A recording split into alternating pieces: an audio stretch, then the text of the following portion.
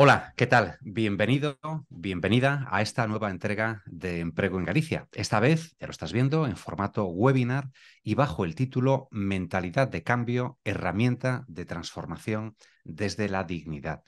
Lo primero que hacemos, como siempre, es saludar a nuestra invitada o a nuestro invitado, invitada en esta ocasión, a nuestra ponente, que es, como seguramente sabes ya, empresaria, escritora y también conferenciante, además con muchísima experiencia. Pilar Jericó, bienvenida. Buenas tardes. Muy buenas, muchas gracias, Luis. Un placer estar con todos vosotros. Placer es nuestro. Estamos convencidísimos de que vas a enseñarnos muchas cosas interesantes. Pilar, eres presidenta de la consultora estratégica de desarrollo de personas VIAP.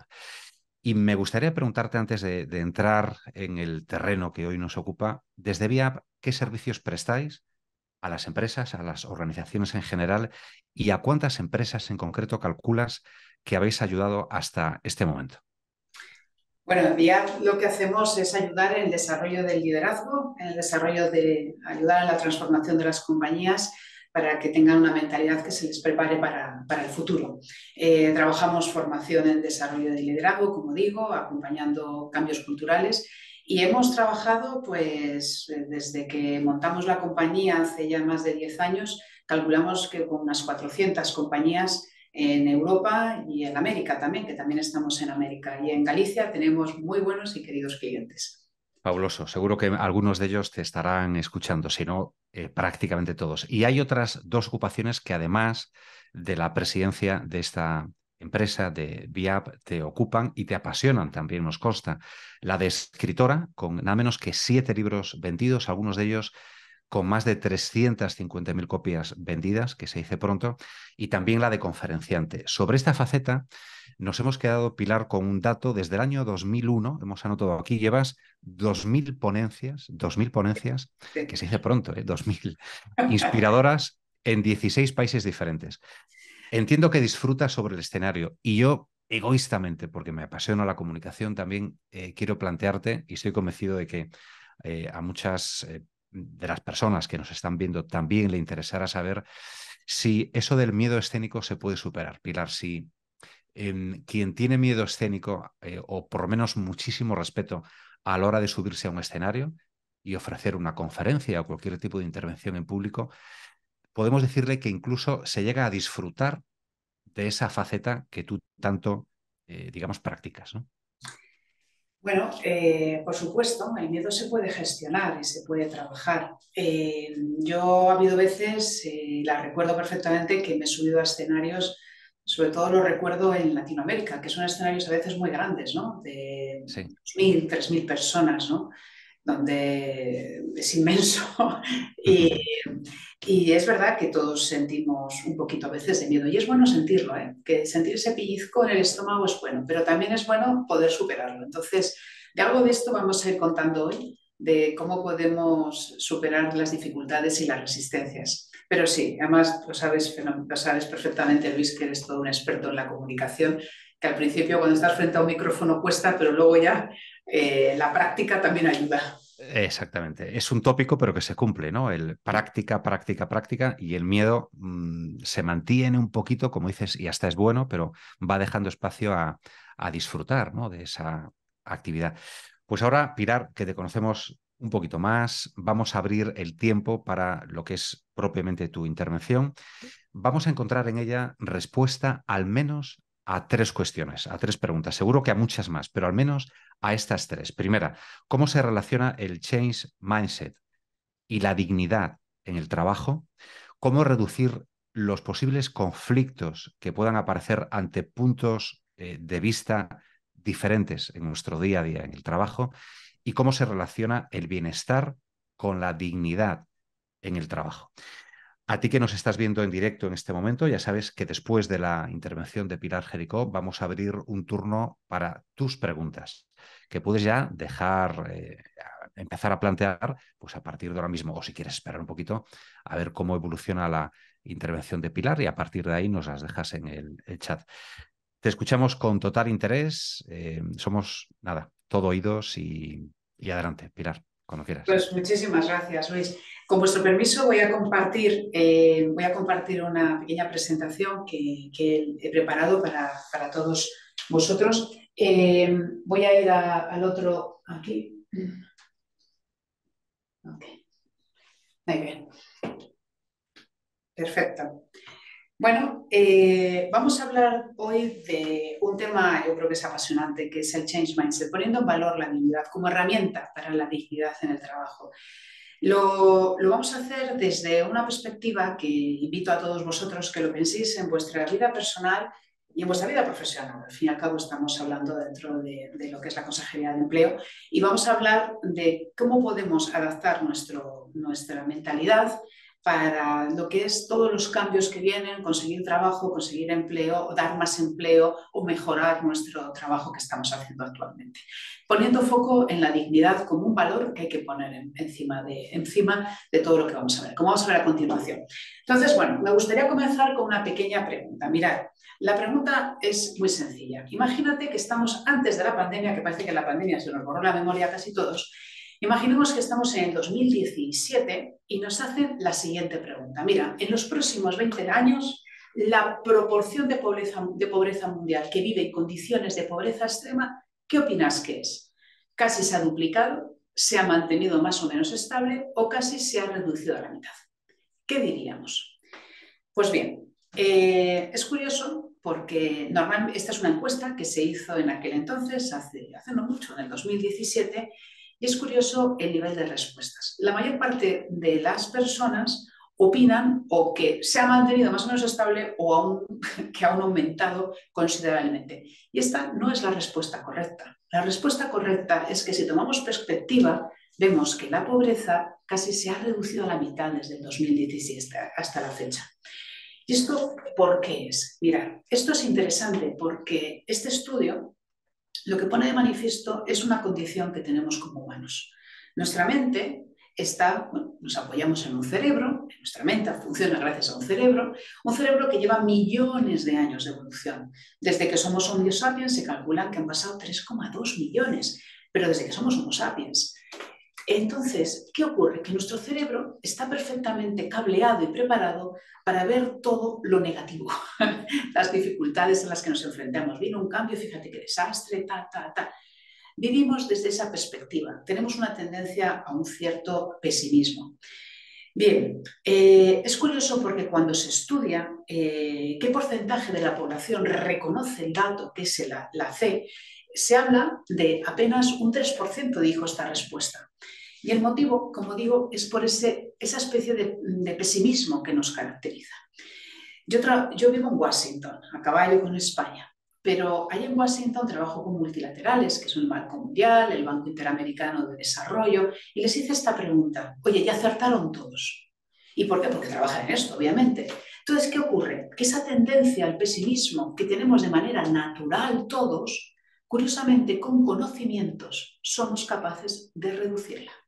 Y esto es de lo que quiero hablar con todos vosotros y vosotras. Quiero compartir con vosotros cómo podemos adaptar nuestra mentalidad, el Change Mindset, que lo he puesto en inglés, luego si queréis os comento el porqué, para poder entender todas las ventajas que nos ocurren de una manera mucho más positiva. Y cómo desde nuestra mentalidad, adaptándola y preparándola para los entornos que vivimos, podemos colocar a la dignidad en el epicentro de nuestros trabajos. Esto es lo que vamos a ver. Bien, por cierto, curiosamente los españoles en esta encuesta quedamos los segundos peores. Es decir, que somos un poquito, en general, podemos decir, más pesimistas que la media de todos los países en los que se hizo este estudio. Bueno, todo esto lo cuento en el libro que se llama Change Mindset, que luego os daré un regalo al finalizar la ponencia, ¿de acuerdo? Bueno, esto es un momento para crear también emoción y estar ahí hasta el final, ¿vale? Bueno, vamos entonces. ¿Cuáles son los cambios a los que nos enfrentamos? Mira, nosotros tenemos cambios. Nuestro trabajo se va a afectar por cambios que habremos leído en prensa, que habremos escuchado, que están relacionados mucho con la inteligencia artificial generativa y todas las inteligencias artificiales, que en el fondo es la tecnología que parece que está actuando con inteligencia más allá de lo que el programador ha hecho de partida, ¿no? Bueno, los expertos en el mundo de la tecnología en Silicon Valley dicen que en el fondo nos estamos enfrentando a un crecimiento profundamente exponencial. Es decir, lo que estamos nosotros viviendo podríamos ser como si fuera un tablero de ajedrez, ¿verdad? En el tablero de ajedrez hay un cuento de la India que cuenta que se inventó, quien inventó el ajedrez estaba encantado con su invento y se lo regaló al emperador de la India. Y el emperador le dijo, bueno, me encanta lo que has hecho, te quiero dar un regalo en reconocimiento a este obsequio. Y él dijo, ah, vale, pues mira, quiero granos de arroz. Ay, bueno, ¿y cómo lo quieres? Mira, pues lo que quiero es que en la primera casilla haya un grano, en el tablero de ajedrez. En la segunda casilla haya el doble de la anterior. En la tercera casilla que haya el doble de la segunda. Y así sucesivamente. Claro, el emperador le dijo, pues claro que sí, ahí lo tienes. Claro, ¿qué pasó? Que cuando empezaron a poner los arroces y llegaron a la mitad del tablero, se dieron cuenta que estaba pidiendo muchísimo más arroz de lo que podría ofrecerse habitualmente en una cosecha anual. Por lo tanto, de lo que estamos hablando, amigos y amigas, es que los crecimientos exponenciales son exponenciales porque hacen la secuencia como sería en este tablero de ajedrez. Y lo más interesante, como se dice en Silicon Valley, estamos a mitad de tablero. Es decir, en los próximos 10 años, los cambios que vamos a vivir van a ser muy superiores a los que se han vivido en el último siglo.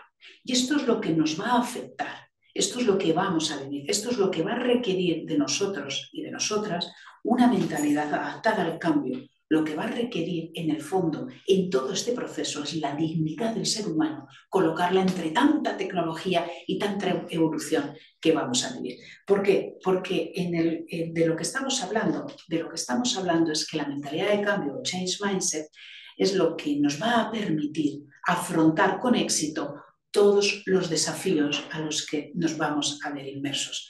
Todo ello teniendo en cuenta, como indico, que la mentalidad de cambio en el fondo es lo que nos hace profundamente humanos, lo que nos hace que la dignidad gane la importancia que esto requiere.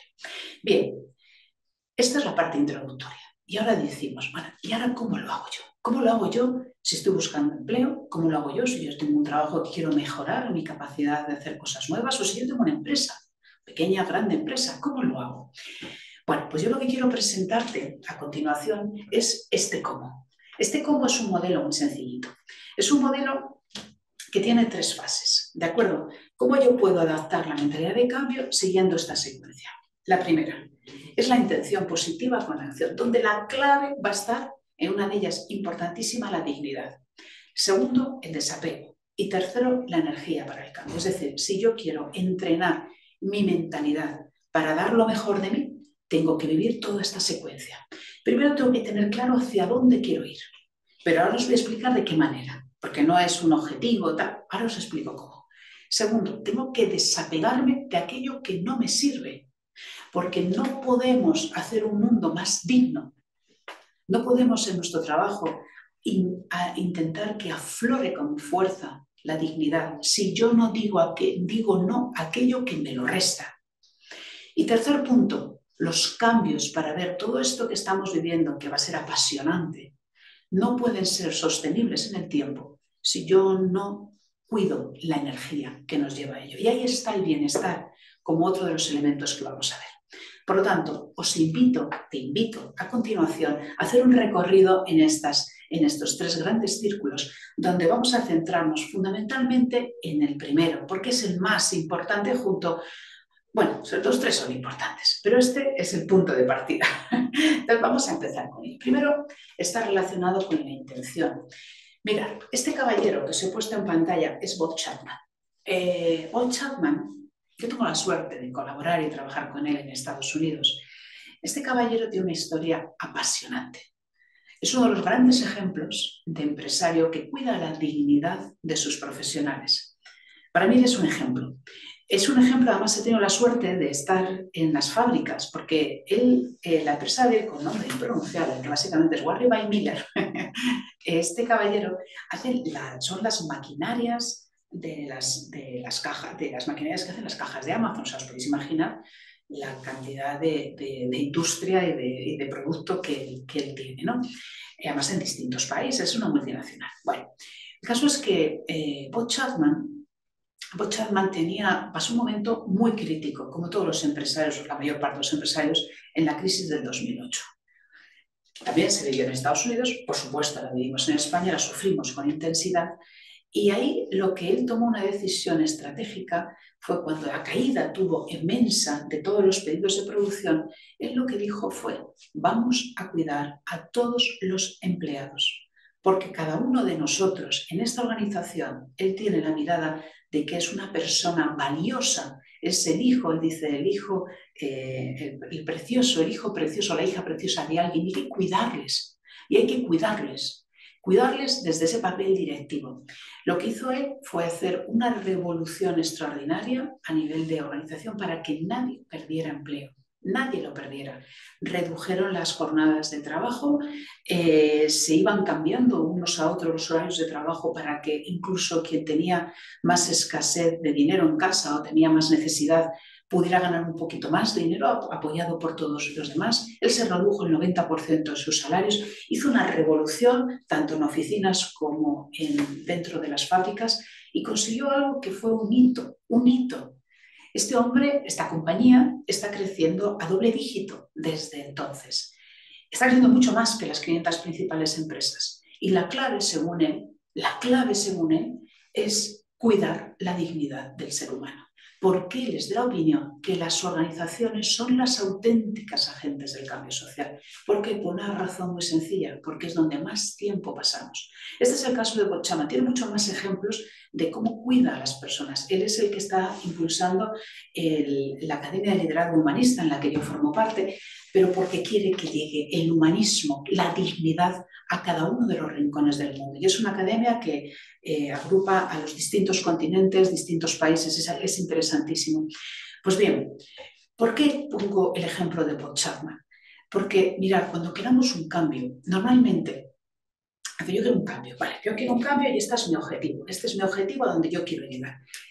¿Sabéis qué sucede? Que normalmente el problema está en que nos llenamos de objetivos, pero no es la clave. No son las claves los objetivos, las expectativas, que por supuesto todas las empresas necesitamos objetivos, de acuerdo, pero es la intención. Es decir, hay que empezar a plantearse que ante los cambios difíciles en los que nos vemos inmersos, cambiemos la expectativa por la intención. Es decir, ¿qué es lo que a ti realmente te mueve?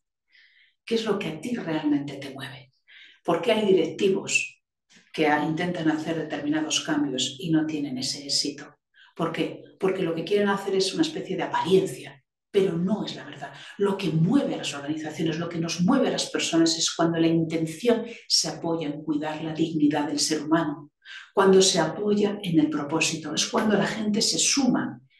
Cuando la gente nos sumamos en las empresas, queremos estar ahí. Esta empresa Barry Wine Miller es la que menor rotación no deseada tiene de la industria. Y todo esto es por esto que estoy comentando, es por creer en el humanismo, por creer en la dignidad y porque la intención es la esencia de las decisiones que se mueven, no solo la expectativa. Y esto es interesante, ¿por qué? Mirad, porque cuando nosotros pensamos en nosotros mismos, oh, yo quiero conseguir esto, quiero conseguir aquello, y te llenas de expectativas, la expectativa es la trampa, porque la expectativa te hace creer algo que a lo mejor se cumple, a lo mejor no, porque tampoco todo depende de nosotros. Hay circunstancias de suerte, hay circunstancias de los competidores. Lo que importa es la intención, que es lo que realmente y honestamente te mueve.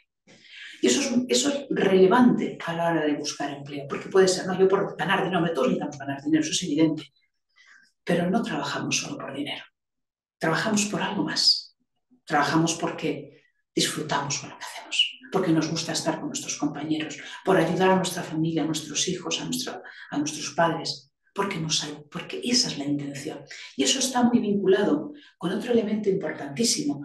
¿Por qué? Porque la intención, cuando hay una intención positiva, cuando yo veo un cambio que me asusta, la inteligencia artificial y tantos otros que puedan venirnos, si yo me apoyo en la intención positiva desde el propósito, desde la dignidad, lo que vamos a ver a continuación, comprendo el cambio como una oportunidad, lo veo como desde un estado de aprendizaje, desde la curiosidad, desde la generosidad, eso es la intención positiva. Y ahí es cuando se generan espirales de crecimiento. Yo puedo crecer como persona, yo puedo crecer como organización, como le pasó a Bob Chapman.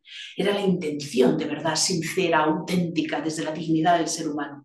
Sin embargo, si yo ante los desafíos, esto que os he comentado, del tablero de ajedrez, de inteligencia artificial, y lo que venga, porque va a venir mil cosas, si yo me atemorizo, si yo tengo miedo, si me quedo apegado a lo que veo y no quiero, desde ahí sale lo peor de nosotros, porque todos tenemos lo bueno y a veces no tan bueno. Me quedo en la parálisis, en la incompresión, y ahí es cuando me voy haciendo pequeño o pequeña. Y desde ahí es muy difícil cuidar la dignidad, pero de uno mismo tampoco. Por eso, mirar al cambio, los desafíos con una mirada amplia, desde una intención de decir, yo voy a aprender, ¿qué es lo que yo puedo aprender? ¿Cuál es el desafío que tengo aquí? Y estoy segura que muchos de nosotros tenemos cambios que no nos hacen ni gracia, que si pudiéramos lo evitaríamos, pero ya que están, pues hay que utilizar una técnica que es la de aprovecharlo y sacar lo mejor de ello. Entonces, un punto importante, sustituyamos la expectativa por la intención. A veces es tan grande el cambio y dice, yo no puedo con ello, pero al menos tengo la intención de intentarlo. Eso ya es un paso. ¿Qué ocurre? Que cuando eso sucede, nos enfrentamos a otro tema bien bonito. Entender el cambio como oportunidad para aflorar, poner en valor la dignidad, implica también algo interesante. Mirad, este caballero lo conocemos todos. Es Bezos. Este caballero es el fundador de Amazon. Este caballero tuve una anécdota curiosa cuando monta Amazon, porque él venía de una universidad extraordinaria, su mujer y él ahí se conocieron. Bueno, el caso es que él tenía un puesto increíble en Nueva York. Y bueno, le cayó en sus manos que fíjate, estamos hablando de hace ya pues, más de 30 años, ¿no? Él dijo, ostras, el crecimiento que se espera de Internet es exponencial. Pues yo quiero tener un negocio en Internet. Él trabajaba en un banco de inversiones en Estados Unidos, o sea, debía estar, bueno, además en Nueva York, o sea, que debía de cobrar muchísimo dinero. Pero él ve eso y dice, ostras, qué interesante, ¿no? Y él piensa, como le gustaba leer, dice, ostras, ¿y si monto una biblioteca, una librería gigante? Porque bueno, las librerías no pueden tener todos los libros que se publican de manera física, pero él dice, ¿si lo puedo tener online? Total, que se lo cuenta a su jefe, paseando ahí por el Central Park. Y el jefe le dice, bueno, me parece muy bien para alguien que no tiene un buen trabajo. Le desanima, porque claro, le admiraba mucho a su jefe y le desanima ese comentario. Bueno, pues ¿sabéis qué sucede? Que él se va a acostar, se levanta al día siguiente tal, y se queda con esa duda y dice, yo es que quiero montar esto. Y dijo, lo voy a hacer. Deja su trabajo, deja todo y monta el proyecto. Y aquí viene lo apasionante. Años después de pasar casi una década sin ganar dinero, donde todo el mundo se reía de la inversión de Amazon, donde lo consideraban que era un auténtico fracaso, etcétera, etcétera. Pero cuando ya empieza a ganar, pasa a números negros de los rojos, le hacen una pregunta, ¿por qué montaste Amazon después de tanto sufrimiento? Y él dijo, porque yo quería reconciliarme conmigo mismo. Es decir, yo quería, de alguna manera, quería mirar hacia atrás dentro de unos años y no arrepentirme de aquello que no había hecho, que es lo que yo llamo la reconciliación con uno mismo. A veces tenemos que tomar decisiones que nos cuestan mucho, son difíciles. En el trabajo, a la hora de empezar nuevos proyectos, lanzar nuevas iniciativas. Y yo soy de la opinión de que tenemos que hacerlo.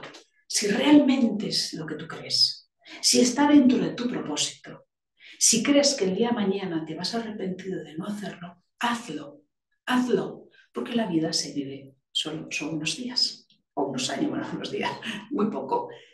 Entonces, para mí ese es un leitmotiv.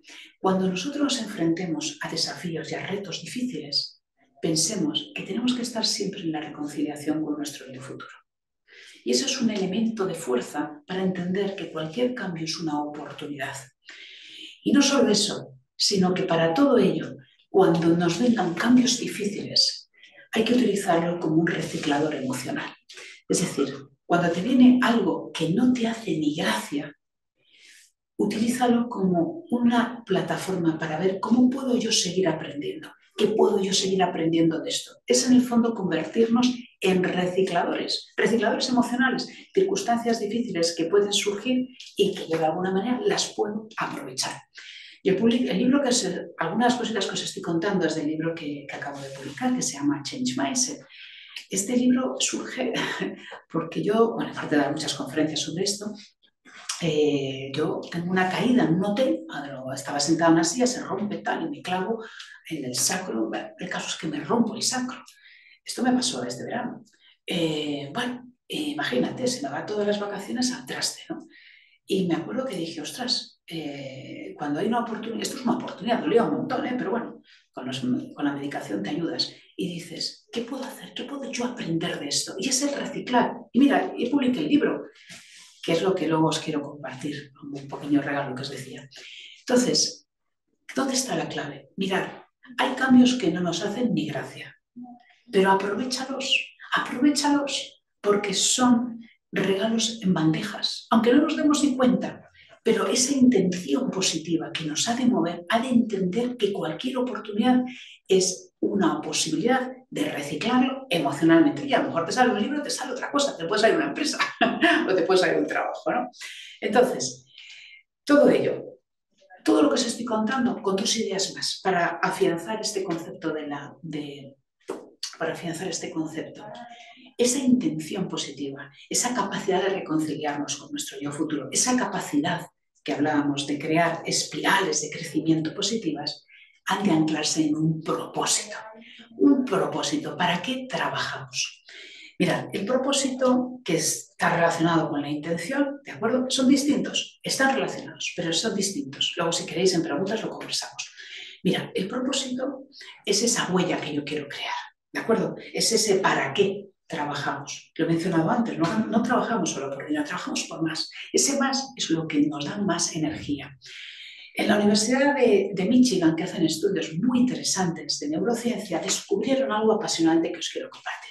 Mirad, hicieron las tomografías del cerebro, ya sabéis, esto que te meten ahí en un tubo oscuro, espantoso, y te van viendo qué le pasa a tu cerebro cuando te hacen determinadas preguntas. Básicamente lo que ocurre es que llegan a algunas zonas del cerebro, les llega el oxígeno y entonces hay una mayor conexión de sinapsis y entonces pues entienden que esa es la zona del cerebro que está activándose. Bien, le preguntan a los investigadores, vamos a ver, dime, ¿tú quién eres?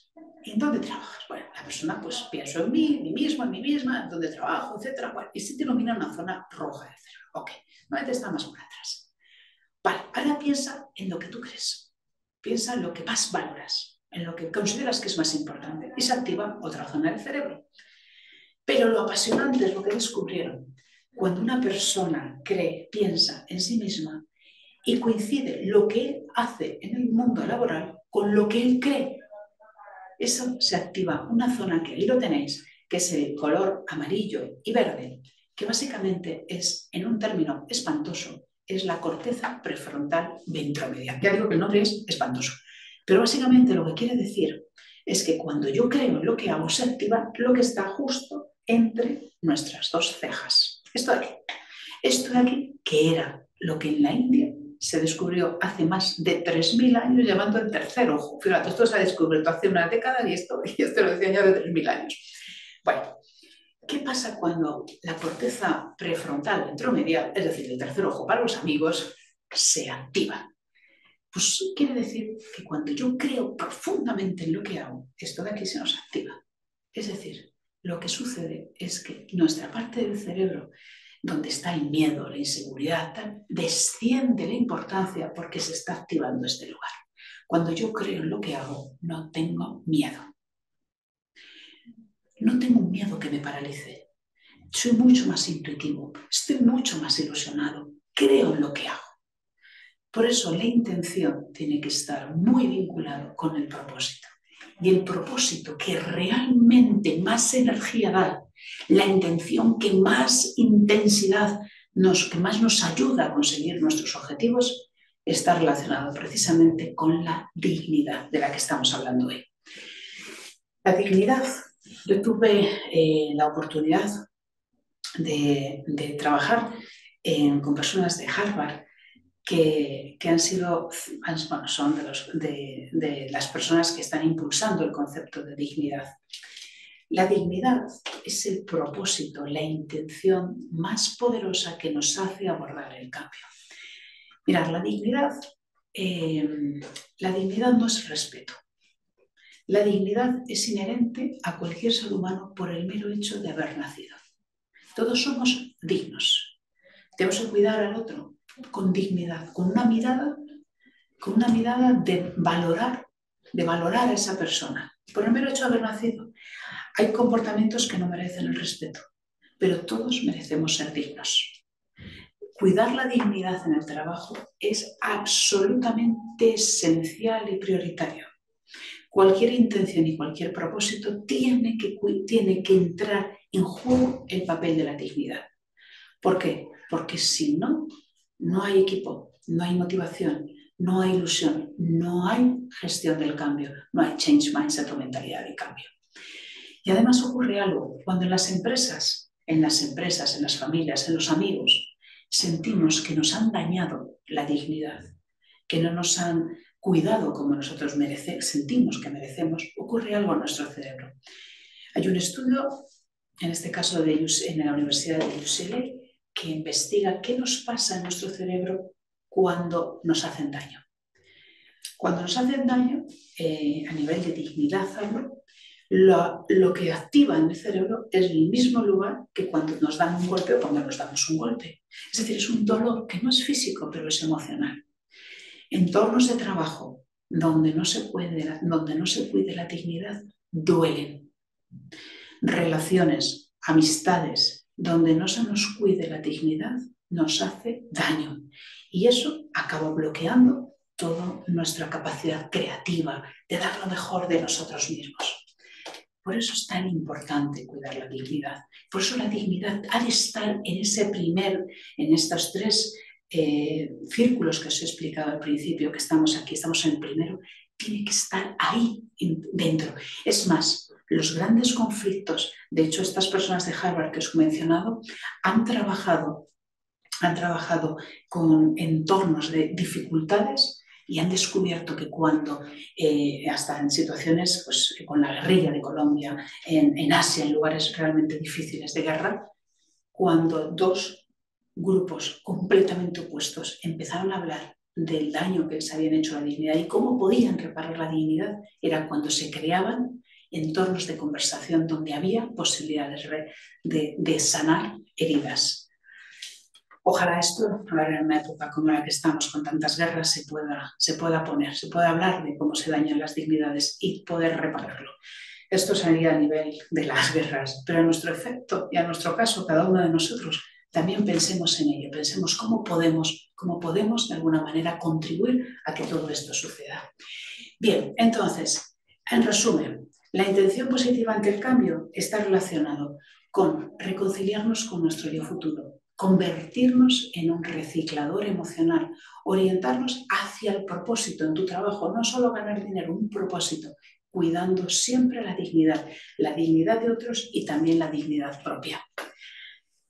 Esto es el primer paso. Todos los desafíos en torno de este tablero de ajedrez que estamos hablando, todo esto lo vamos a vivir de una manera mucho más positiva si empezamos a sustituir la expectativa por esa intención con todos estos ingredientes que hemos ido hablando. Bien, pero yo digo, venga, me oriento hacia la intención positiva, quiero ser un reciclador emocional, venga, voy a cuidar la dignidad. Pero todo esto no se logra si no voy a la segunda etapa, a la del desapego. Aquí tengo que saber decir no. Y esto, queridos amigos, es complicado. No siempre es fácil. De hecho, en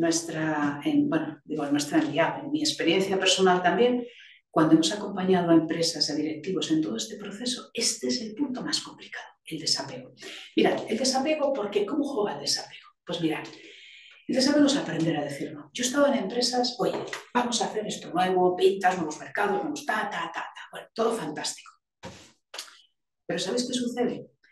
Que en el fondo es como, imagínate esta imagen, ¿vale? Este es un camión. Esto es un camión que tienes un calzo ahí puesto.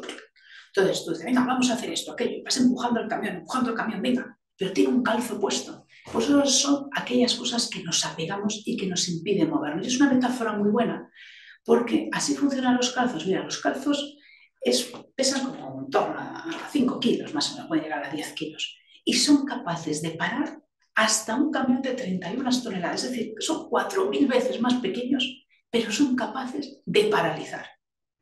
Y esto es interesante, porque en cualquier proceso de cambio yo quiero un nuevo trabajo, yo quiero un nuevo proyecto, yo quiero montar una nueva empresa. Estoy siempre en las cosas nuevas, por moverme desde la intención, que no de la expectativa, ya lo hemos dicho.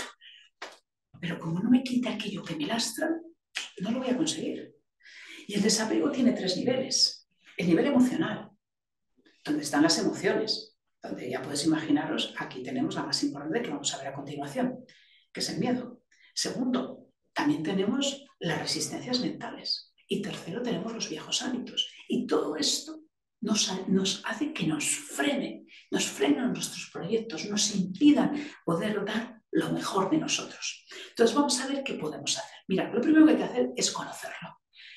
Hay uno que es el poderoso caballero don miedo. Bueno, yo he puesto aquí esta imagen para los que tenemos ya cierta edad, sabemos reconocerlo, ¿no? Y ahora, bueno, pues ahora ya es la versión moderna. Son los vigilantes de la playa. Bueno, los vigilantes de la playa,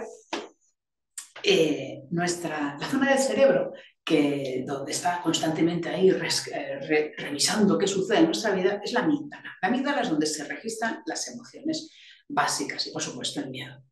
Pero hace muy poquito se descubrió que había 2 funciones dentro de la amígdala que no se conocían.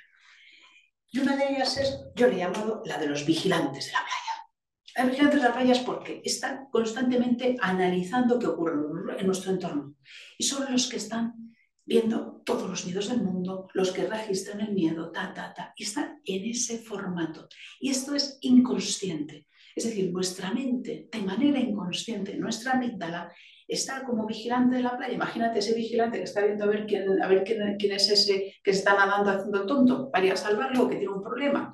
Bueno, eso es nuestra amígdala. Nuestra amígdala está registrando constantemente qué estamos haciendo para identificar emociones que nos puedan dañar o rasgos que nos puedan dañar. Eso es donde se produce el miedo. Pero ¿qué ocurre? Que cuando percibe que realmente hay algo de peligro, bloquea todo y empieza a ponerse en formato de alarma. Esto imagínate, tú estás en la cama, estás ahí pensando mañana, pues no te quedas dormida, bueno, mañana tengo que hacer esto, estás ahí dándole vueltas y oyes un ruido. Tu vigilante de la playa está ahí, y de repente el vigilante lo ha identificado, y te para todo tu pensamiento, te para todo. Te quedas congelado, quieto. Y luego es tu hijo que ha ido a coger algo del frigorífico. Pero eso es cómo funciona el cerebro. ¿Por qué os cuento esto?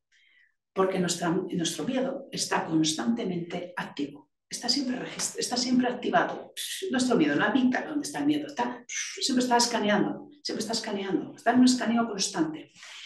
Ese escaneo constante, unido a discursos mentales que podemos tener, nos hace creer, nos hace entrar en entornos de mucho miedo, quedarnos muy aferrados, muy apegados a aquello que yo tengo y no quiero perder. El miedo es tan poderoso que desde mi observación es lo que más nos impide avanzar en cualquier proceso de cambio. Por mucha ilusión, por mucha motivación, por mucha intención positiva, es muy poderoso y es realmente capaz de bloquearnos. Porque el miedo no es miedo en sí, es miedo junto con todo lo demás. ¿Y qué es todo lo que viene a continuación? Las creencias chicles que se te quedan en el cerebro y no hay manera que te las quites. Esas frases que no hay manera que te las quites, que no te las quites, que te las quites. O los viejos hábitos. Los viejos hábitos. Yo siempre tengo que hacer lo mismo, yo siempre tengo que hacerlo. Y hay gente que no sale de ahí. No sale de ahí en un entorno de tanto cambio. No salimos de ahí. No salimos. Y es porque el miedo, que es esa emoción, se transforma en discursos mentales. Fíjate lo que va a pasar, lo que va a ocurrir, fíjate qué mal, Por eso, una de las técnicas interesantes para entender el desapego es observar qué nos decimos, cuáles son los discursos internos que tenemos. Los discursos internos que tenemos dentro de nuestra mente, en 1990 se han llegado a tipificar, se han llegado a medir. Estas cosas que hacen en Estados Unidos que son capaces de medir casi todo. Bueno, pues mira, nosotros somos capaces de leer en término medio unas 600 palabras por minuto. Bien, lo que nos decimos, ese momento que tú estás andando, estás ahí con ese loro que no para de hablar, somos capaces de decirnos hasta 4.000 palabras por minuto. Es decir, somos unos charlas impresionantes. Bueno, pues en esas conversaciones que tenemos con nosotros mismos es donde se masca, donde se alimenta el miedo. Esas creencias que se te apegan ahí, fíjate, esto no puede ser, así las personas, yo no puedo. Y las creencias más complicadas son las de uno mismo, porque mi experiencia me dice que el principal causante del miedo está está aquí, está en nosotros. La cantidad de oportunidades que nos perdemos. La cantidad de oportunidades. ¿Cómo vamos a cuidar la dignidad de otros si no empezamos en nosotros mismos? Si no empezamos a cuidarnos en ese discurso interior. Dignidad es también cuidarse a uno, en las palabras, en las expectativas que tengamos que son tan dañinas. A veces tengo que ser esto, tengo que ser tan bueno, tengo que ser... No, pues no, somos como somos. A veces somos buenos, a veces nos cuestan más las cosas. Eso, la dignidad es empezar en uno mismo. Y desde ahí y para hacer eso hay que revisar esas creencias que a veces se te adhieren y que no hay manera, o esos viejos hábitos que nos hacemos daño, me equivoco, empezamos a machacarme, no nos sirven, no nos ayudan.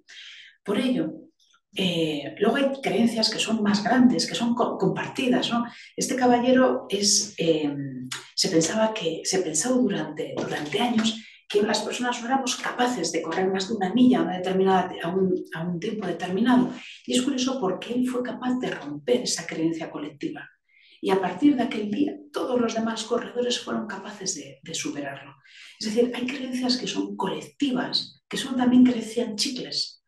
Por eso es interesante saber separarse un poco, frenar y prestar atención a aquel discurso interior, qué es lo que nos estamos diciendo.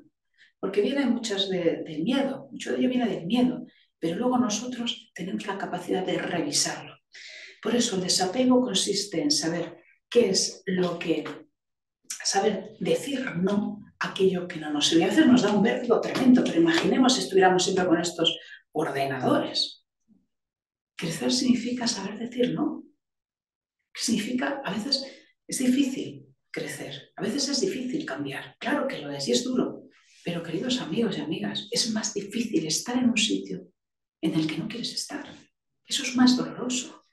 Por eso hay que saber decir no. No, a veces digo, yo no puedo cambiar porque tengo hipotecas, hijos, tal, este es un trabajo maravilloso. Bueno, o no me gusta mucho, pero es mi trabajo. Pues entonces cambia tu forma de ver las cosas. Si esa es tu decisión, cambia tu forma de ver las cosas. Porque, insisto, estamos aquí de paso. Entonces, vivámoslo de una manera mucho más amable. Y luego, cuando tomas perspectiva de las cosas, pues te das cuenta que luego no es para tanto, que es ese presente, ese discurso. Por eso, mirad, ahora, joder, este ordenador, qué ridículo. Pero seguro que cuando nos cambiaran el ordenador, podríamos ahí tener nuestras resistencias. Pero así somos las personas, de esa forma que hemos dicho de esos 3,2 millones de años de evolución. Por lo tanto, en el desapego, acordémonos, el poderoso caballero Don Miedo, que está en plan escaneando como si fuera un vigilante de la playa, qué ocurre y está constantemente buscando alarmas, siempre está buscando peligros. Esto es automático. De hecho, tiene más impacto el peligro que la alegría o que las posibilidades amables, ¿no? Hay que saber decir no a las creencias chicles y, por supuesto, a los viejos hábitos y hacer la lista del no. Si yo quiero cuidar la dignidad, si yo quiero cuidarme a mí mismo, ¿a qué tengo que saber decir no? Esto es importante. Y por último, en el último punto, está relacionado con la energía. Aquí hay Humberto Maturana, que fue propuesto para Nobel en varias ocasiones. Él hablaba de cuidar el nicho ecológico y a mí me encanta ese concepto. Nicho ecológico es crea tu entorno natural donde te ayude a crecer, a dar lo mejor de ti.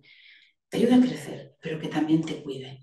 Mira, hay investigaciones, cuento en el libro, simpáticas, ¿no?, que están relacionadas, por ejemplo, cuando hay estudiantes jóvenes, chavales jóvenes, y les preguntan qué dinero quieren ganar o cuánto quieren. Bueno, el caso es que es curioso, cuento esta anécdota, porque los chavales, los adolescentes, chicos, cuando esta pregunta se les formula en clases donde hay también chicas, ponen mucho más dinero que lo que quieren ganar que cuando solo son chicos.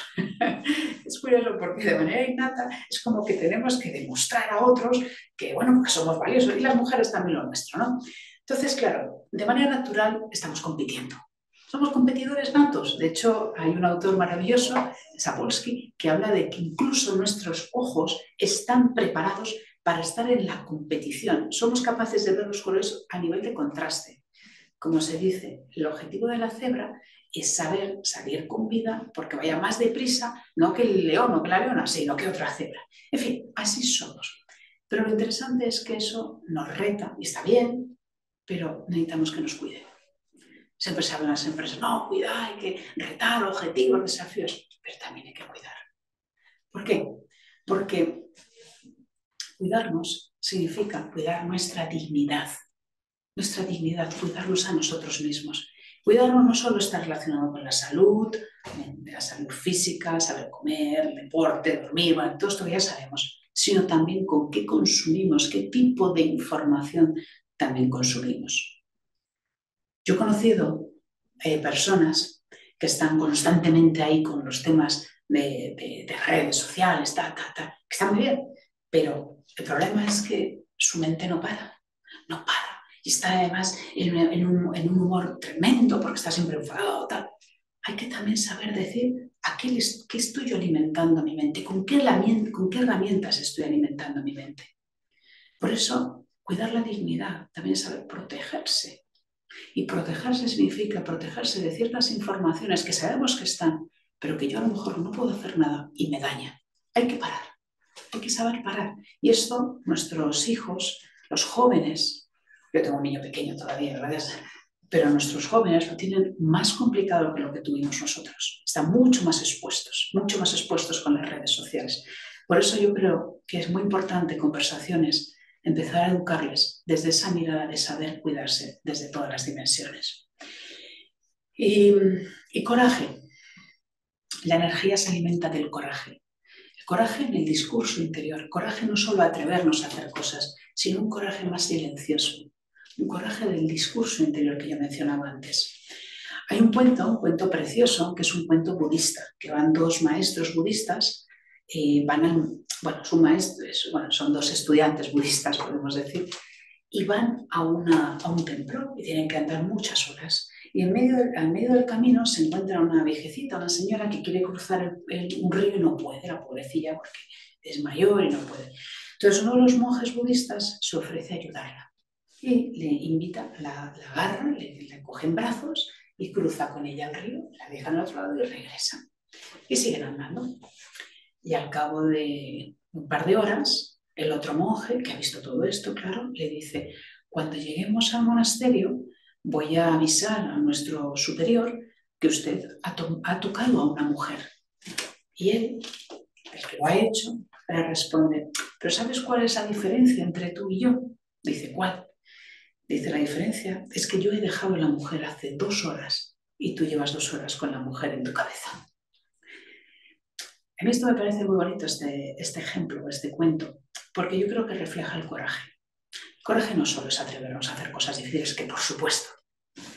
El coraje también es saber mirar desde el corazón y cuidar nuestra dignidad desde el bienestar, saber cuidarnos. Y ciertos comentarios que nos hacemos no nos ayudan, pero es que no nos ayudan ni para el cambio, ni para la felicidad, ni para nada. Entonces, el coraje es decir: bueno, yo siempre me he dicho esto, pero a partir de ahora voy a empezar a cambiar. Ese es un punto de partida importante y eso es tener valentía para poder hacerlo, porque implica mirar e implica cuestionarnos. Por ello, energía, crear ese nicho que nos alimente, que nos rete, pero que nos cuide. Aprender a cuidarnos también nosotros mismos para poner la dignidad en el centro y, por supuesto, el coraje, la valentía de mostrar, de aceptarnos como somos, la valentía de revisar ese discurso interno que tanto daño nos hace muchas veces, la valentía para poder crear un mundo mucho mejor del que tenemos. Para cerrar, me gustaría cerrar con este caballero. Este caballero, a lo mejor no lo conocéis, no os conocía la foto. Este caballero, tenía una empresa inmensa y resulta que recibió una carta, recibió un periódico en el que estaba una crónica de su muerte. Él no había muerto su hermano, pero bueno, un periodista francés ahí se lió y escribió la crónica de su muerte y de quién había sido este caballero. Y le hablaron de el marchante de la muerte, una cosa así como muy tremenda. Y leyó todo lo que opinaban y lo que hubieran escrito si él se hubiera muerto en vez de su hermano mayor. Eso a él le afectó, le impactó. Claro, no se veía como el marchante de la muerte. La realidad es que vendía su empresa, pues las dinamita, vendía pues eso para las armas de fuego, por lo tanto no es de extrañar que llamaran el marchante de la muerte. Pero este caballero se quedó impactado, le impactó aquello, ¿no? Y bueno, y utilizó todo esto, intención positiva, desapego y coraje. Y dijo, ¿sabéis qué? Voy a donar todo mi dinero para algo. ¿Y eso qué es? Para reconocer el valor humano. Este señor es Nobel. Gracias a ese periódico de aquel periodista despistado francés, surgieron los premios Nobel. Y fue gracias a él. Por lo tanto, cada uno a su nivel. Pero ¿cuál es tu legado? ¿Qué legado quieres dejar? ¿Cómo quieres ser recordado? En el caso de él era claro, marchante de la muerte o poner en valor el ser humano.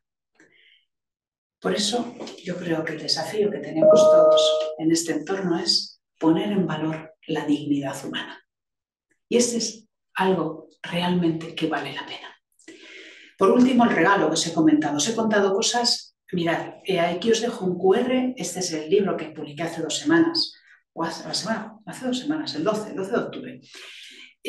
Ahí, si entráis ahí, os podéis descargar el primer capítulo gratis, que es la parte que os he contado, toda la primera parte que os he contado, con el modelo, etc.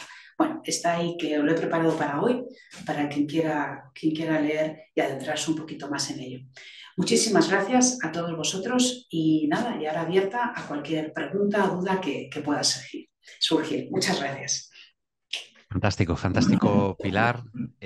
Ha sido un lujo estar contigo esta hora, pero nos queda un añadido que es, bueno, pues casi media hora para compartir las preguntas. Eso, aprovecha un poquito para beber y recuperar fuerzas para compartir las preguntas que nos están haciendo los asistentes. Vamos a comenzar rápidamente con una persona, la primera que nos ha escrito y que nos dice, encantada de escucharte, Pilar, nos comenta que es un lujo y que es muy interesante tu intervención. Nos cuenta, me encuentro en un proceso de cambio personal que arrastró un giro profesional importante, que me asusta más que el personal. Te pregunta, ¿por qué a los españoles nos desestabiliza tanto un cambio laboral siendo tan enriquecedor? Y te da las gracias también a la organización por brindar esta maravillosa oportunidad. ¿Por qué nos desestabiliza tanto un cambio laboral siendo, como hemos visto, tan enriquecedor, ¿no? Bueno, muchísimas gracias, un placer, de verdad. El mercado laboral en Europa, ya no en España, en Europa es más, no es tan flexible como el que hay en Estados Unidos. En Estados Unidos a veces es un poco excesivo, ¿no? Desde mi punto de vista. Entonces es normal que a veces nos dé un poco más de vértigo, ¿no? Es normal. Pero también yo creo que hay esas creencias chicle colectivas. Creo que también compartimos creencias chicles, ¿no? De que esto no se puede, de qué vas a hacer, de que es mejor meterte en lugares más seguros de trabajo y no atreverte, ¿no? Yo a veces me he encontrado con mucha frustración en el trabajo, pero porque no nos atrevemos a hacer algo. Yo creo que a veces, pues también dar el paso cuando tienes hipoteca, hijos o cargas familiares no siempre es fácil. Eso nos pasa a todos, ¿no? Eso soy consciente. Pero, pero hay que balancear y hay que ver hasta qué punto es una creencia chicle que se ha quedado de vida o realmente es algo que realmente deseamos, ¿no? En general nos cuesta más el cambio en el tema laboral porque no estamos tan preparados, porque está esta creencia colectiva, ¿no? De que no somos capaces de correr una milla en 14 minutos. Eso también es común en España, ¿no? Y a mí me da mucha pena, porque yo creo que siempre hay oportunidades. Siempre hay oportunidades y hay que buscarlas. Y si ves que no las encuentras, pues al menos intenta cambiar tu mindset o tu mentalidad, ¿no? Yo di el cambio, yo trabajaba, yo por ejemplo, para mí también, yo comparto, yo en el año 2020 me fui a Estados Unidos a vivir a Washington. Bueno, estoy a caballo, ¿no? Vengo mucho a España y tal. Pero también para mí, porque lo que he contado antes de Jeff Bezos, también lo viví yo. ¿De qué me arrepentiría? Pues yo quería vivir la experiencia en Estados Unidos, ¿no? Y era difícil, claro, en media pandemia, con un niño pequeño, mi familia y tal. Y nos fuimos. Y ahora miro para atrás y claro que hay momentos que son muy difíciles. Quien diga lo contrario miente. O sea, de cualquier cambio que realmente vale la pena, se me pasan momentos difíciles. Pero yo no miro para atrás y digo, wow. me alegro de haberlo hecho. Ahora doy clase en Georgetown, ahora estoy trabajando con gente de Harvard, cosas que os he contado, vienen de allí. Y esto, bueno, tengo también un coste personal, pero creo que si realmente es tu propósito, te mueve una intención auténtica y es lo que deseas, pues bueno, hazte esta pregunta. Yo como soy de la opinión de que de que se fluye un poco, no vivimos, estamos de paso. Yo soy de esa opinión. Entonces hay que luchar por nuestros sueños. Claro que sí. Vamos con una segunda pregunta que te plantea Pilar, una estudiante de final de carrera y también está relacionada en cierta manera con el miedo. Quiero decirte, y se lo digo a todos los ponentes, que a veces las preguntas están relacionadas con aspectos que tú ya has abordado, pero como llegan desde el principio de tu intervención, pues, pero eso también nos sirve para ir repasando y centrándonos en dos o tres conclusiones, ¿no?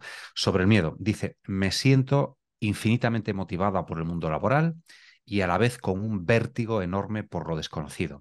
¿Cómo puedo superar el miedo que esta nueva etapa me depara como estudiante de final de carrera? ¿Qué consejos me puedes ofrecer que se adapte a mi situación? Añade, creo que participar en este webinar ya es un buen punto de partida, ¿verdad? Y y te da las gracias en concreto. Muchas gracias, muchas gracias. Oye, pues te agradezco mucho la pregunta, ¿no? Además estás estudiando la carrera, tiene mucho mérito de que te conectes, o sea, que gracias, de verdad.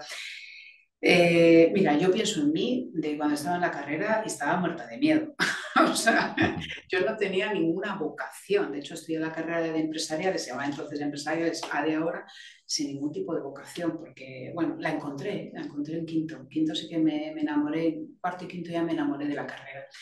Pero salir al mundo laboral me asustaba mucho, porque no sabía lo que quería hacer, porque me sentía en ese nicho ecológico que decía Maturana, ¿no? Estaba a gustito, pero no sabía. A ver, yo lo que he comentado antes, primero, hay una etapa que vas a vivir de incomodidad, etcétera, y eso es normal, nos ha pasado a todos, yo creo que a todos. Segundo, el mundo profesional a mí me parece que es un mundo apasionante.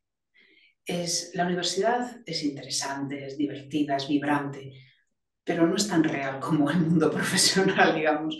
Ahí es donde tienes unas posibilidades inmensas de ser tú misma. ¿Qué puedes hacer?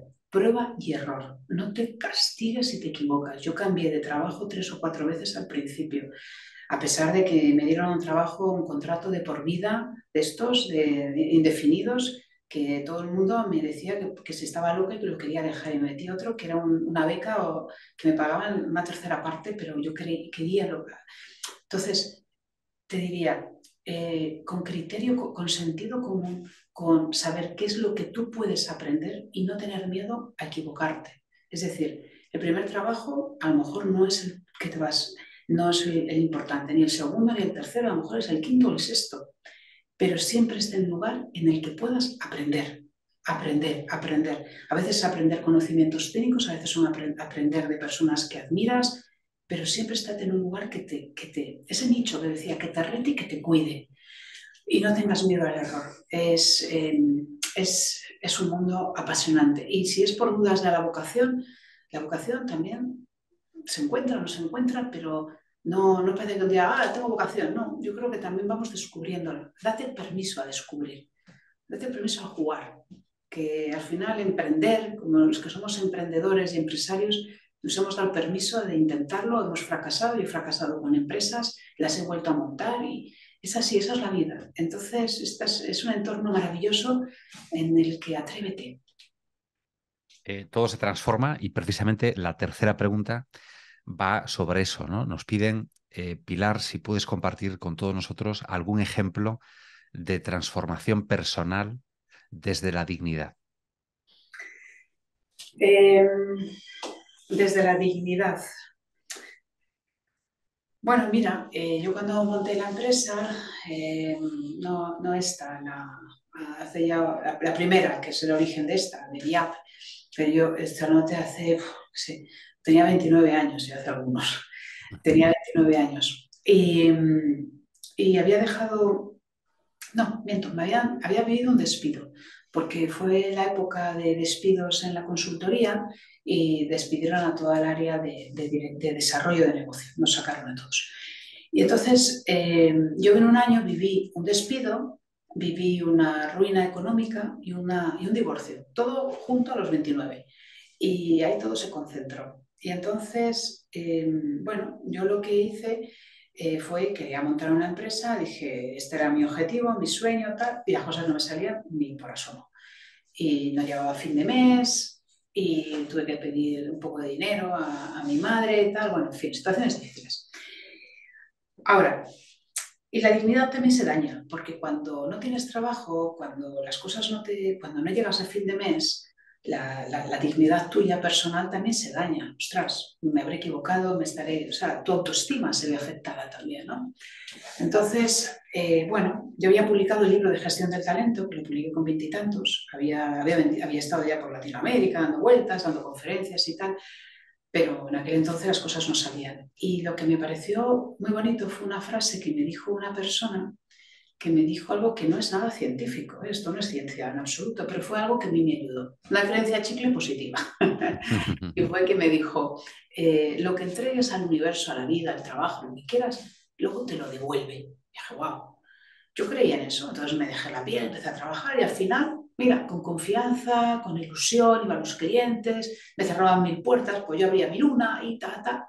Y al final salió un proyecto, ta, ta, y en final, bueno, pues ¿sabes qué ocurrió? Esa época de mis 29 años fue mi inspiración para escribir el libro de No Miedo, que fue bestseller durante unos cuantos meses. Y yo escribí el libro de No Miedo gracias a haber vivido mi propia experiencia en miedo personal.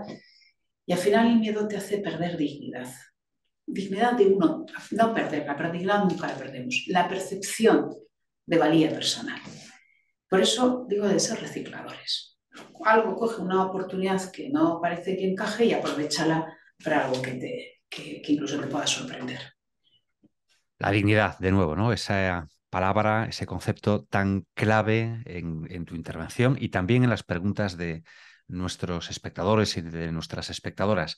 Desde la dignidad en mi papel de audiencia con escucha activa, nos dicen, primero debemos aplicar estos cambios a los aspectos personales de nuestra vida para tenerlos más interiorizado y poder trasladarlos a otros ámbitos de nuestra vida, como es el trabajo. Es una muy buena pregunta. Yo creo que la dignidad de empezar en uno mismo. Hay que empezar en uno. Y uno es difícil a veces separar vida personal, profesional, si al final es vida. Pero hay que empezar en uno. La respuesta sería empieza en uno antes de aplicarlo a otros.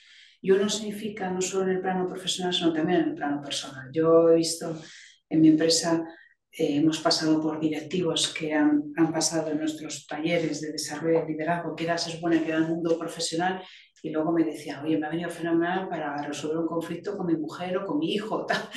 Bueno, pues no es el objetivo, pero no era el objetivo de ese taller, pero las herramientas que aprendes en un sitio no te sirven para otros. Al final sí que somos uno, que no nos cambiamos, por lo tanto, pero sí que esa pregunta me gusta porque es, como todas, me hacen buenísimas las que se están formulando, es empieza en uno, empieza en ti, empieza en ti.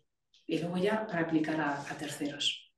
Pues yo creo que esta siguiente pregunta, Pilar, también te va a gustar mucho. Desde el Departamento de Recursos Humanos nos dicen, como directora, ¿cómo puedo implicar a la escala de mandos cuando no cuento con el respaldo de la dirección de la compañía? Nos dan las gracias por ayudar a nuestros espectadores y espectadoras con estas respuestas a preguntas, nos dicen, tan cotidianas. ¿Cómo se puede hacer? Ay, estos son los problemas clásicos en el mundo de las empresas. Sí. Este es un problema bastante habitual. ¿Cómo puedes implicar a mandos medios cuando otras personas no están tan alineadas, ¿no?, con un proceso de transformación? Bueno, el cambio es una puerta que se abre desde dentro. Es muy difícil que alguien te venga desde fuera a contártelo, son decisiones muy personales. Entonces, una forma de conseguir esa implicación es que ellos formen parte del cambio. Es decir, invitarles a que ellos formen, a que ellos dibujen, diseñen ese cambio, hacerles partícipe desde el minuto uno, que no solo encuentren ya totalmente cocinados, sino que les hagas partícipe. A mí me ha ayudado mucho en procesos de transformación cultural, que estoy inmersa en varios, es la pregunta de qué es lo que no quieren perder. El desapego famoso, porque ahí es donde viene el miedo. Entonces, si tú ante una resistencia identificas qué es lo que no quiere perder, te vas a encontrar con muchas claves muy interesantes para poder utilizarlo en otro sentido. A lo mejor lo que no quieren perder es esa reputación. Entonces puedes utilizar el tema de a lo mejor hacerles mentores del cambio, agentes del cambio, reconocimientos, pero hay que saber qué es lo que está detrás. Para mí siempre saber lo que no se expresa, pero sí está presente, es lo que nos ayuda a encontrar herramientas para impulsar el cambio. Por eso, que sean parte, poder activar que sean parte desde el diseño, si es posible, la celebración de los éxitos. A la gente le encanta estar siempre en cosas que son ganadoras. Entonces, que se sienten parte de ello y luego a la hora de traccionar el cambio, ver cuál es la resistencia, cuál es el desapego. Antes de continuar con las preguntas de los espectadores y de las espectadoras que nos están siguiendo, nos dices, Pilar, que estás inmersa en varios procesos de transformación de la cultura de las organizaciones, ¿no? De las empresas en concreto. A veces, sin decir nombres, por supuesto, pero ¿has tenido algún caso tan duro, tan difícil? ¿Ha habido tanta resistencia a esa transformación cultural en una determinada organización que lo has dado prácticamente por perdido? O al menos has dicho, ahora no es el momento, ya lo intentaré en una segunda o tercera ocasión. O no, o todas acaban asumiendo esa necesidad de transformación cultural. Bueno, claro, yo soy consultora, entonces también soy consultora. Entonces, claro, cuando nos llaman, normalmente nos llaman desde la dirección. No, normalmente no, siempre te llaman desde la dirección Desde la general dirección. de recursos humanos. Entonces ya hay Sí. un caldo de cultivo que o es porque hay una estrategia que se tiene que implementar o hay un competidor que va a venir y quieren anticiparse o está en un proceso de digitalización o lo que sea, ¿no? Normalmente está asociado mucho a los cambios estratégicos. Entonces, yo sí que no recuerdo experiencias de fracaso en el tema de cambio cultural. De hecho, me cuesta, porque siempre hemos conseguido empujar un determinado cambio, hacer un determinado cambio. Sí, no recuerdo en mi experiencia ninguna que diga esto ha sido un fracaso, no lo recuerdo. Sí que es cierto que el éxito del cambio va a depender de muchos elementos, ¿no? El primero es de la dirección. También está relacionado con los egos. El ego no es un buen aliado para el cambio, ¿no? El ego es miedo, el ego se protege, entonces hay muchas resistencias. En entornos donde hay mucho ego, también hay sectores donde hay más egos que otros, entonces es más difícil y estás menos satisfecho. Y luego no nos engañemos, en todas las organizaciones siempre hay un porcentaje de gente que van a decir no a todo. Lo que es importante es que ese porcentaje sea lo minoritario, un 5%. Claro. Bueno, pues hay un 5%. Nosotros medimos a través de herramientas las resistencias al cambio. Medimos cuál es la entropía, que es la energía que se pierde, ¿no? Se habla en torno a un 13% de algo de un 5 a un 13, bueno, pues más o menos hay de fricción. Pero por encima del 13 estás perdiendo dinero, se está perdiendo dinero. Entonces, a mí me parece que en general, si tú explicas muy bien el cambio, si la gente se siente parte del cambio, si hay ilusión, si hablas desde la parte soft, porque a veces te vienen grandes consultoras estratégicas que te hacen unos documentos tremendos, pero se olvidan de la parte humana, de la dignidad, del ser humano, de tal. Entonces, eso no tracciona, pero no moviliza. Pero cuando tocas, sí, yo creo que las organizaciones tienen siempre todas una energía extraordinaria que se puede activar, pero hay que activarla desde la sutileza, ¿no? Ya la semana pasada hicimos el punto de arranque o kick-off, como se dice en inglés, de un cambio cultural en un banco eh, y los directivos estaban entusiasmados, ¿no? Normalmente se había canalizado siempre en un directivo y los demás habían quedado al margen. Entonces ahora cuando les dijimos, no, sois todos, pues claro, es que eso es una movilización ya de energía que es muy positiva, ¿no?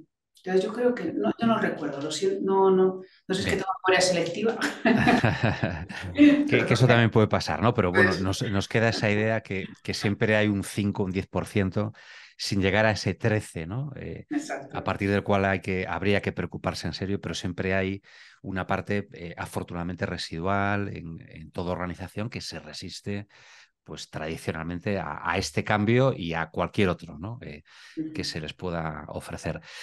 María nos dice, mientras te escuchaba, Pilar, me preguntaba cuál es el papel de la autoestima en la transformación personal desde la dignidad. Autoestima, otro concepto muy potente. Wow, qué bonito también. Qué buenas preguntas de la audiencia, la verdad, gracias. Pues mira, ahora se empieza a cuestionar el término de autoestima. Fíjate, Eh, yo creo que en el libro lo menciono, en Change Mindset, creo que lo menciono.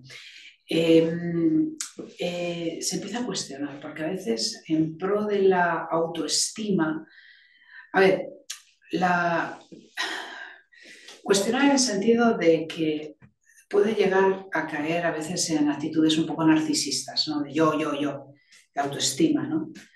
Y por eso el concepto de dignidad, dignidad tú, dignidad todos, la dignidad humana, es a veces un poco más amable.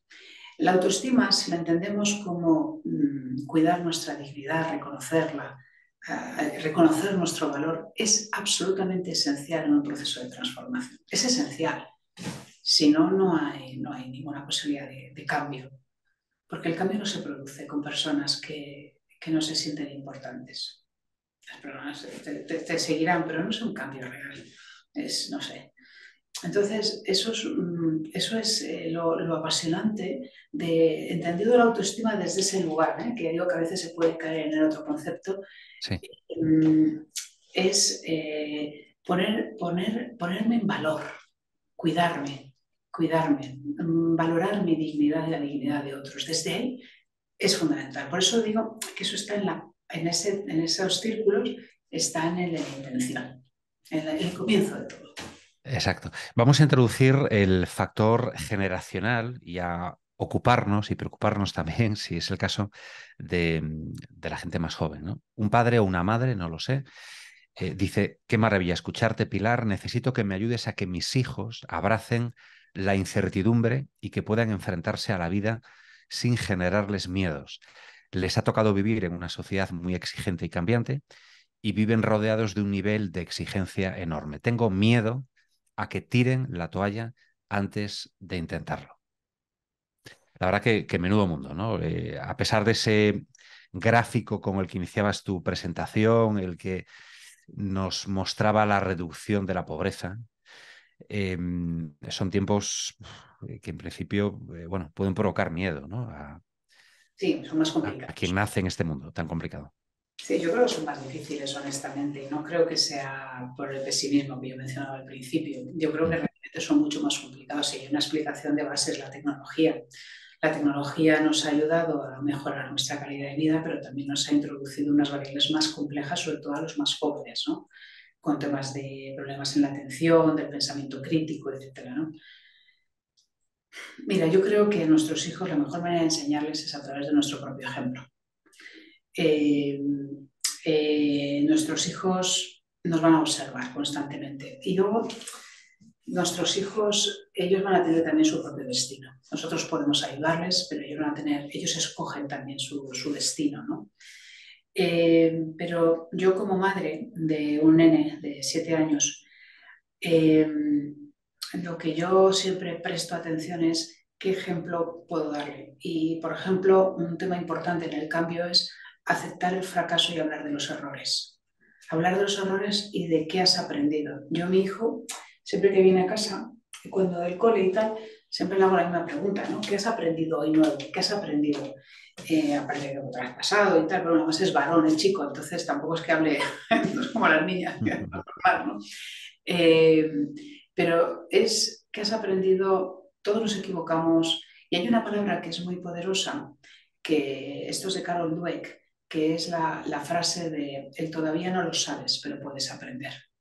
Entonces, yo creo que ahí hay un factor importante, trasladarles el mensaje de todavía no lo sabes, pero puedes aprenderlo. Y otro elemento fundamental que tenemos como padres y como madres es confiar en ellos.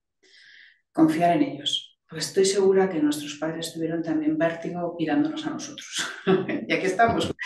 Entonces, hay que confiar en ellos. A veces nos cuesta, ¿no? Nos cuesta porque claro, son nuestros nenes, ¿no? Nuestras nenas.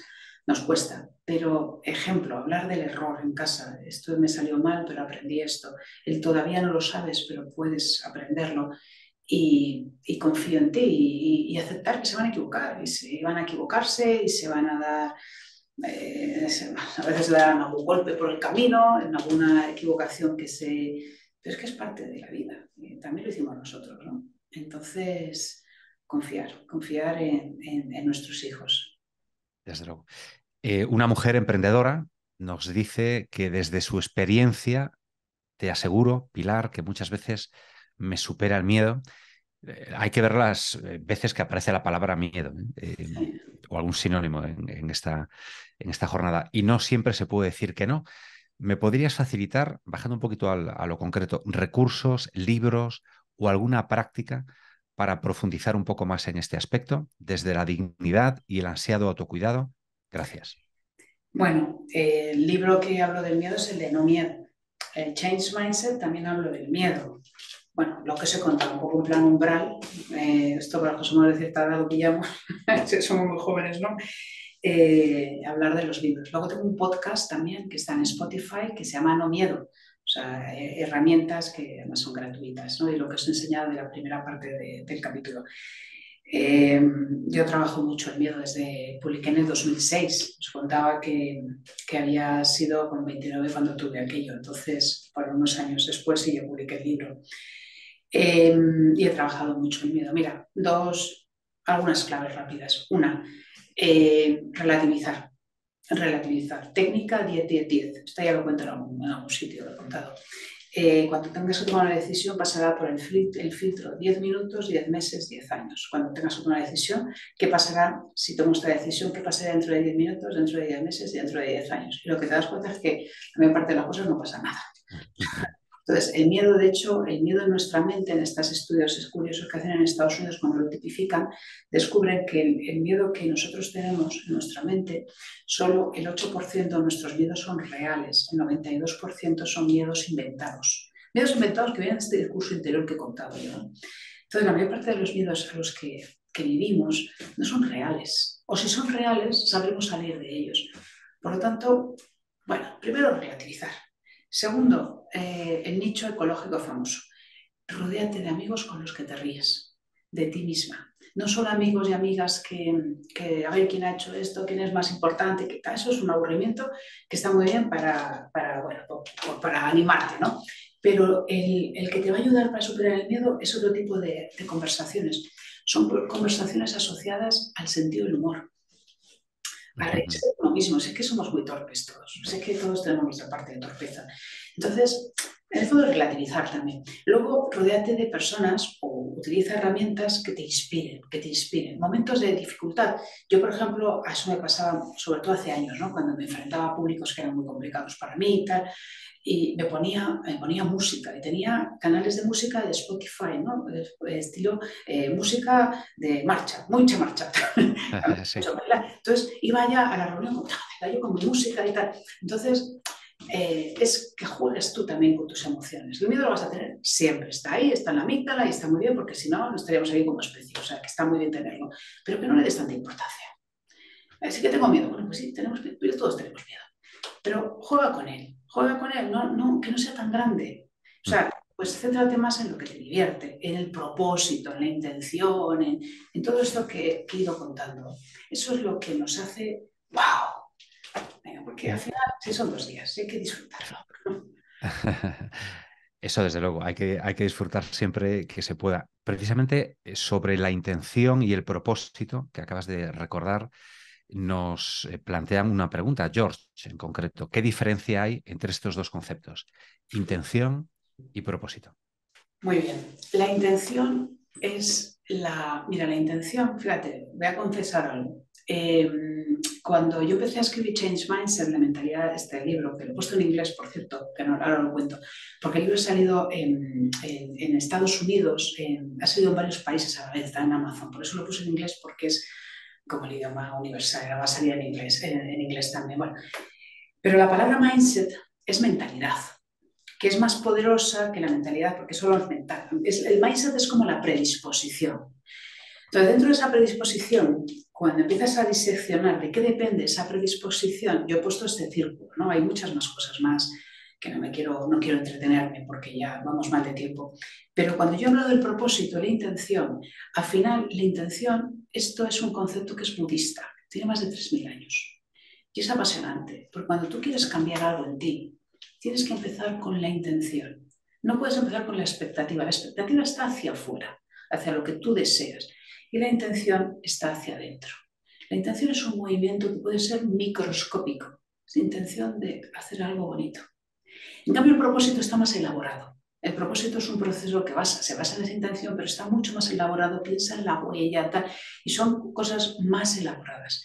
La intención a veces es microscópica, ¿no? La intención, por ejemplo, cuando yo he tenido alguna persona que he conversado y me comentaba que estaba en un proceso de enfermedad, luchando, tal, un proceso de estos que luego salía bien, pero estaba en esos procesos y decía, mi propósito no era tan elaborado, era mucho más básico. Pues estás para muchas elaboraciones. Estás para, hoy tengo la intención de pasar un buen día.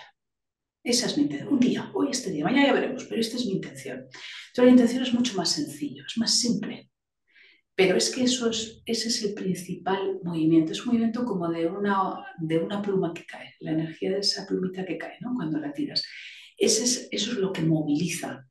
Entonces, el propósito se basa en la intención, pero tiene una huella más elaborada. Está en propósito de empresas, propósito, que es la misión, bueno, todo el propósito, ¿no? La huella que yo quiero dejar. En cambio, el otro es mucho más básico. Cuando a veces te enfrentas a un cambio muy complicado, que te ves superado o superada, dices, mira, yo no puedo hacerlo, pero tengo la intención al menos de abrirme a la posibilidad de poder hacerlo en un futuro. Y ya con eso ya vale. Es algo pequeño, pero ya vale, ya empieza a movilizar. Excelente. Yo creo que ha quedado clarísima esa diferencia entre propósito e intención. Una experiencia dura, la que nos trae Pilar, esta persona. Nos dice cómo superar un pasado laboral en el que he permitido más de 20 años de acoso laboral. Gracias a la vida, añade, ya estoy fuera de esa empresa, pero dejó mucho pozo en mí y muchos miedos y sumados además a la edad. Bueno, hay experiencias que son durísimas. Hay experiencias durísimas. Y yo creo que, no sé, yo creo que a veces el dolor viene más quizás por lo que uno ha permitido que por lo que uno le han hecho.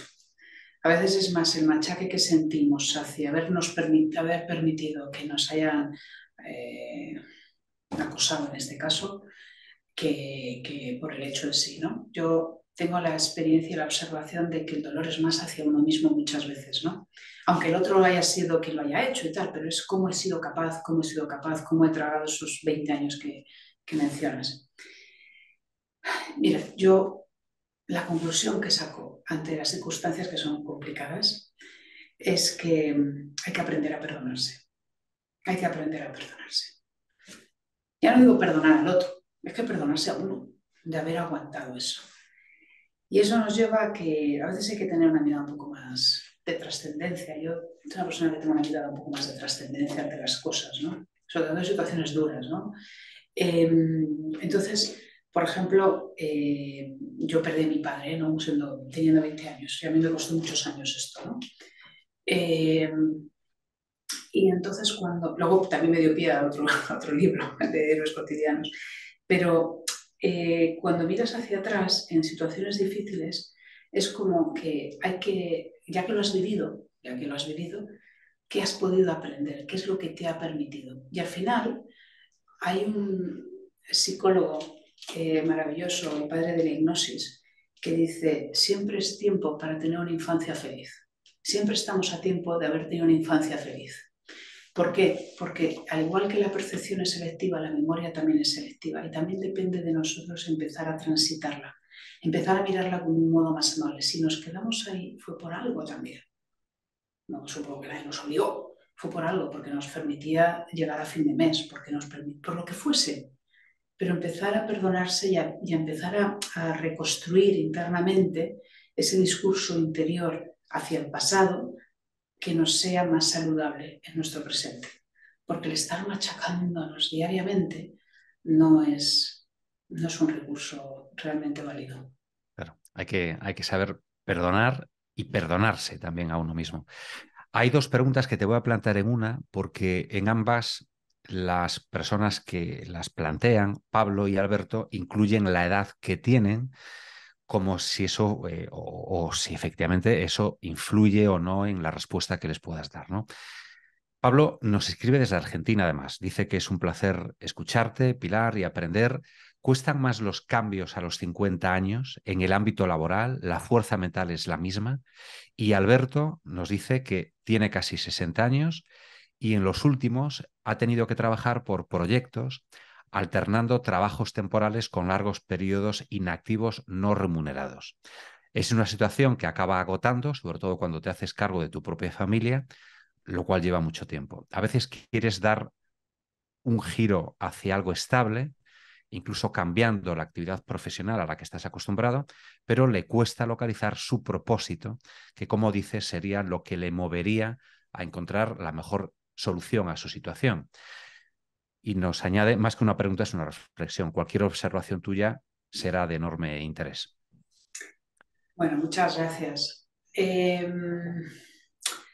No tengo claro que la edad no siempre...